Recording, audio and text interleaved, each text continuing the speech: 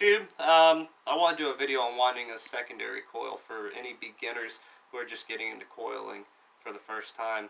What I do, what helps me, what may help you as well. Me personally, I don't use a lathe or anything like that. I just do it by hand. So it's the cheapest and easiest way to do it. And the more you do it, the better you get.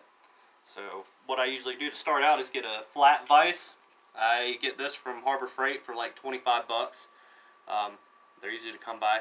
Anything cylindrical, you can even use a broken pencil, anything. You don't want the top sticking out too far because if wire gets wrapped around it, it'll just keep wrapping around it, so maybe like a ½ inch above or even level as well. From there, how I start the coil itself is probably maybe 7/16 from the bottom. I'll bore a hole and tap it and put a nylon screw in there. From there, I'll attach a ground lead, about 2 feet of ground lead, and wrap the magnet wire around an exposed end of that ground lead and put an eyelet there and crimp it. And then I'll shove the ground lead up in here while I wrap it.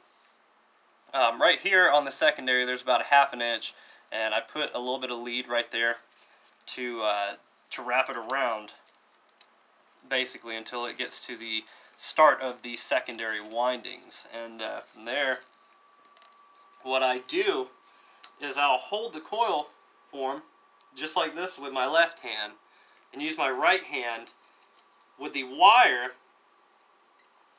basically in the first rung of my finger curled, and I'll use my thumb as support. So basically keeping it taut and using my left hand, I'll start to turn it and make sure that it's tight against there. Now, you'll probably have to get a few turns on there, maybe like an inch or two before you can really start getting into it, but you can get quick with it. I think I've wound about 3 secondary coils in a day, about the same size. This one's a 3½ inch diameter form by 16½. I'm winding from 381 kilohertz to 468 kilohertz for the GU81 vacuum tube Tesla coil right there. And as you can see, I have it torn apart right now, but that's okay. So we're just going to get that back on there and go from there.